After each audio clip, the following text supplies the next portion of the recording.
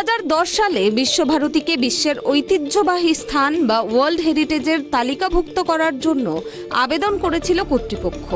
তারপরেও একাধিকবার আবেদন করা হয়েছিল। সেই মতো 2021 সালের 26শে October the United Nations Educational Scientific and Cultural Organization অর্থাৎ ইউনেস্কোর 7 জন সদস্যের প্রতিনিধি দল এসেছিলেন শান্তিনিকেতনে। সঙ্গে এসেছিলেন ভারতীয় পুরাতত্ত্ব বিভাগের আধিকারিকেরাও। বিশ্বভারতীর ঐতিহ্যবাহী শান্তিনিকেতন গৃহ, তালধ্বজ, কলা ভবন, সঙ্গীত ভবন, আম্রকুঞ্জ, রবীন্দ্র ভবন, সিংহ সদন, রামকিঙ্কর বেইজের ভাস্কর্য, কালোবাড়ি, উপাসনা গৃহ প্রভৃতি ঘুরে দেখেছিলেন তারা। 3 কোটি টাকা ব্যয়ে সংস্কার করা হয়েছিল বিশ্বভারতীর বিভিন্ন ভবন ও স্থাপত্য ভাস্কর্যগুলো। আমায় প্রশ্ন করছো কেন? এটা এমন একটা ঘটনা ঘটলো যে ঘটনার জন্য কিন্তু আমরা সবাই আনন্দিত আজকে। এবং এই পথ চলা কঠিন কেন? পথ চলা তো শিখিয়েছিল আমাদের গুরুদেব রবীন্দ্রনাথ ঠাকুর। 1901 সাল থেকে যে যাত্রা শুরু হয়েছিল, সেই যাত্রা কি গুরুদেবের পক্ষে খুব বেশি সহজ ছিল? ছিল না। অনেক সমস্যার মধ্যেও উনি বিশ্বভারতীকে দাঁড় করিয়ে তার ওনার পরেই যারা এসেছিলেন তারাও বিশ্বভারতীর জন্য যথেষ্ট কাজ করেছেন এবং তারা আমাদের যে বিশ্বভারতী দিয়ে গেছেন, আমরা সেই বিশ্বভারতীটাকে এগিয়ে নিয়ে যাওয়ার চেষ্টা করছি। তো খুশি যে দীর্ঘদিন পরে ইউনেস্কো যে হেরিটেজ সেন্টার ঘোষণা করলেন তাতে আমরা আপ্লুত, এবং এই যে হেরিটেজ সেন্টার ঘোষণা হলো, পূর্ববর্তীতে যারা ছিলেন তারা বহুবার নানানভাবে তারা এই হেরিটেজ সেন্টার ঘোষণা করার জন্য আবেদন করেছেন এবং তারা এগিয়ে নিয়ে গেছেন। তারই ফসলরূপ আজকে আমরা দেখতে পেলাম যে ইউনেস্কো ওয়ার্ল্ড হেরিটেজ সেন্টার বলে শান্তিনিকেতনকে ঘোষণা করলেন। আগামীকাল আমরা উৎসবের মধ্য দিয়ে পালন করব। যে তাণ্ডব বিশ্বভারতীতে বা ধ্বংসের কাজ যে বিশ্বভারতীতে 5 বছর ধরে চলছে, তারপরে আজকে যে ঘোষণা বা যে তকমা শান্তিনিকেতন হচ্ছে যে আমাদের পেলো, তা আমরা খুবই আপ্লুত। কারণ এই প্রসেসটা দীর্ঘ 10 বছরের ওপরে সময় ধরে চলছে এবং এত অপেক্ষার পরে আজকে ওয়ার্ল্ড হেরিটেজের হচ্ছে যে তকমা প্রথম একটা বিশ্ববিদ্যালয় গোটা পৃথিবীতে পেয়েছে, এবং সেটা হচ্ছে আমাদের প্রাণের প্রিয় শান্তিনিকেতন। অবশ্যই আমরা খুবই খুশি, এবং আমরা আমাদের করে এই খুশিকে উদযাপন করার জন্য আগামীকাল সন্ধ্যায় বিশ্বভারতী সমস্ত স্টেক হোল্ডার এবং স্থানীয় মানুষজন সকলকে হচ্ছে সমবেত হওয়ার ডাক দিয়েছি উপাসনা গৃহের সামনে।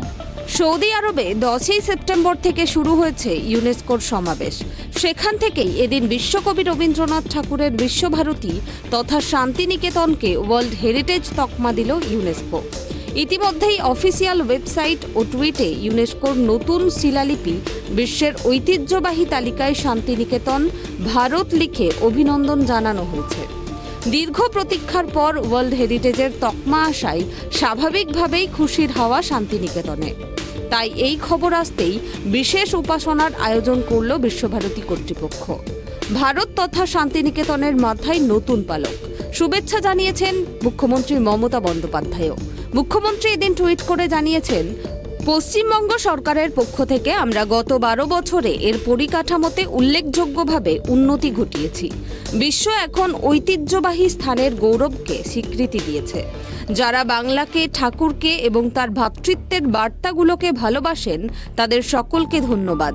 জয় বাংলা, প্রণাম গুরুদেবকে। এমনটাই টুইট করেছেন মুখ্যমন্ত্রী Mamata Bandyopadhyay. It's a big festival now. I will invite all of you. If you can spare some time, you must visit West Bengal also sometimes.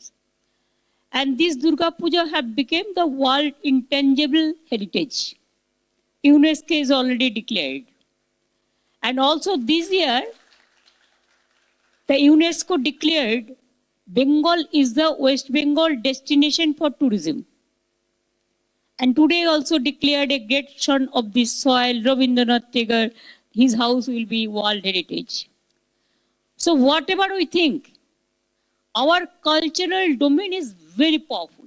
A pen is mightier than. শান্তিনিকেতনের ওয়ার্ল্ড হেরিটেজ পাওয়ার খবর ছড়িয়ে পড়তেই শুভেচ্ছা জানানো হয়েছে বিভিন্ন মহল থেকে।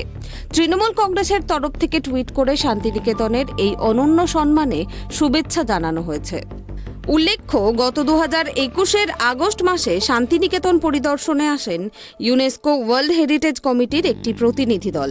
তাদের মতামতের ভিত্তিতেই ইউনেস্কো ওয়ার্ল্ড হেরিটেজ সাইটের তালিকায় নাম উঠল শান্তিনিকেতনের। বিশ্বভারতীর বিভিন্ন গুরুত্বপূর্ণ স্থান, ক্যাম্পাস ঘুরে দেখেন তারা। বিশ্বভারতীর পুরাতত্ত্ব বিভাগের কাজ প্রায় 1 বছর ধরে চলার পর নবরূপে বিশ্বভারতীকে উপস্থাপনা করে কর্তৃপক্ষ।